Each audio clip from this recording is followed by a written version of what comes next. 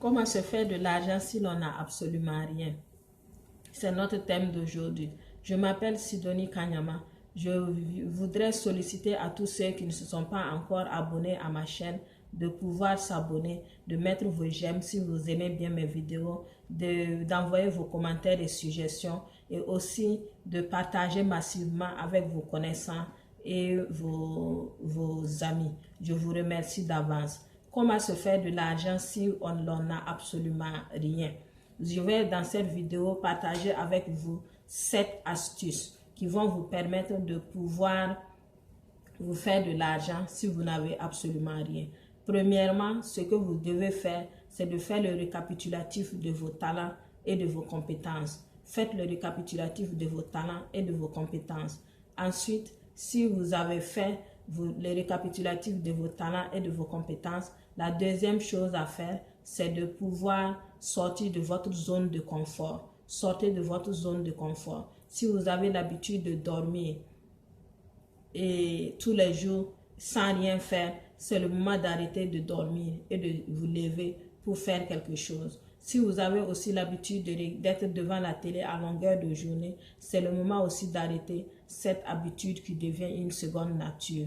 Si vous avez aussi l'habitude de causer à longueur de journée avec vos amis autour d'un grain de thé, c'est le temps d'arrêter tout ça et de chercher à faire quelque chose. Troisièmement, ce que vous allez faire, c'est de vendre vos talents. Je sais qu'en faisant le récapitulatif de vos talents, vous allez vous rendre compte que vous avez un énorme potentiel qui dorme en vous et que vous n'utilisez pas. Donc, utilisez ces talents-là, vendez-les pour pouvoir avoir de l'argent.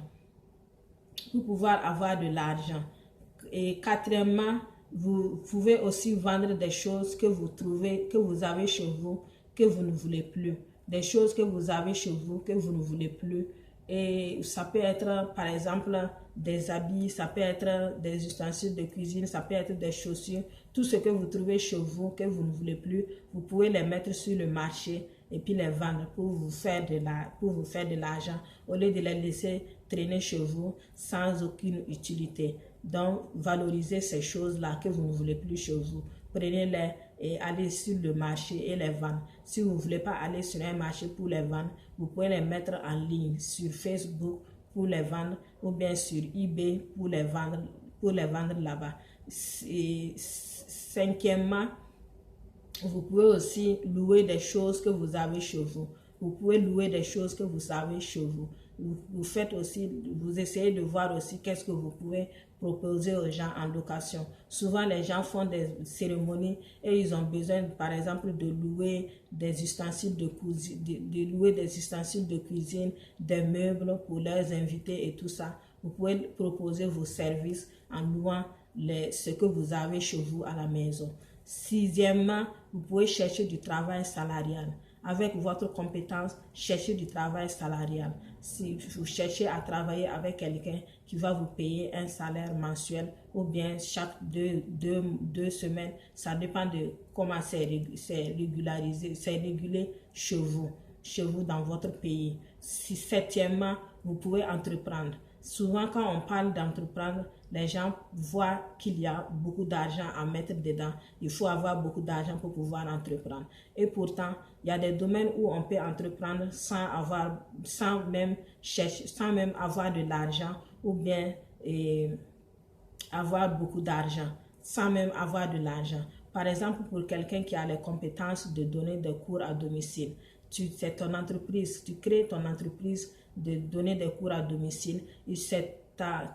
Ton argent, c'est d'abord toi-même, tes compétences que tu as là. C'est ça qu'il faut évaluer. Donc, tu pars proposer tes services aux gens et quand les gens vont te prendre pour les services, tu vas faire le travail et tu n'as pas besoin d'aller très loin pour proposer tes services. Il faut commencer à côté pour éviter, par exemple, le coût de transport. Pour commencer autour de toi, dans ton entourage, ton voisinage, parler avec les gens ainsi de suite, proposer tes services. Tu vas trouver quelqu'un, par exemple, dans ton entourage qui va accepter. Et si tu fais du bon travail, la personne peut te recommander à d'autres personnes. Et de recommandation en recommandation, tu vas finir par te retrouver avec beaucoup de gens, beaucoup d'enfants, par exemple, que tu encadres et que tu te fais des sous.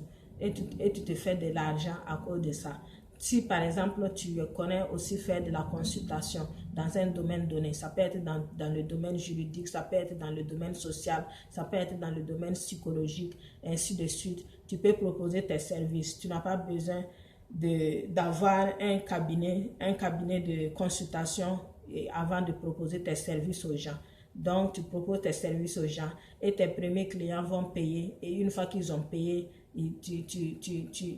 tu vas continuer. Et d'ici là que tu gagnes l'argent, tu peux maintenant ouvrir un service, un cabinet si tu le veux. Et aussi, dans l'entrepreneuriat, ce qui est intéressant, il faut d'abord écrire ton projet. Quand tu as ton projet, si tu l'écris et que tu établis son budget, dans le budget, il faut évaluer tout ce qui est en nature que tu as.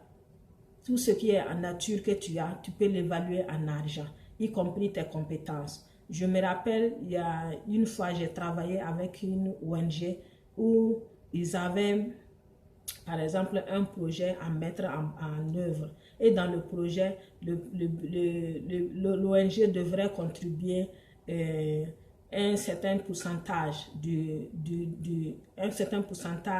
du budget du projet. Et l'ONG n'avait pas d'argent.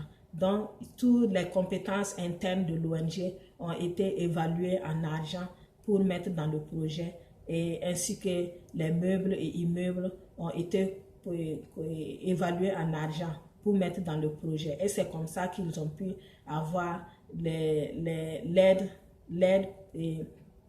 de projet, le financement du projet pour pouvoir mettre en œuvre le projet. Donc, au plan individuel aussi, ça se fait. Donc, tu évalues tout ce qui est en nature et tout ce qui est en nature chez toi, tu l'évalues en argent et tu essaies de voir quelqu'un avec qui tu vas collaborer pour travailler ensemble.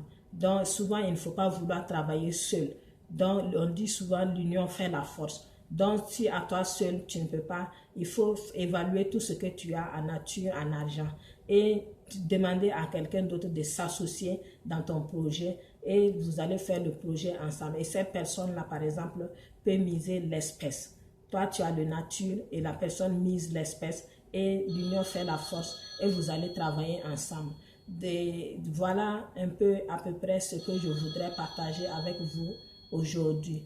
Et si vous avez aimé ma vidéo, je vous demande encore de liker, de mettre vos j'aime, de partager massivement avec vos connaissances et de aussi souscrire, vous abonner à ma chaîne. Je vous remercie.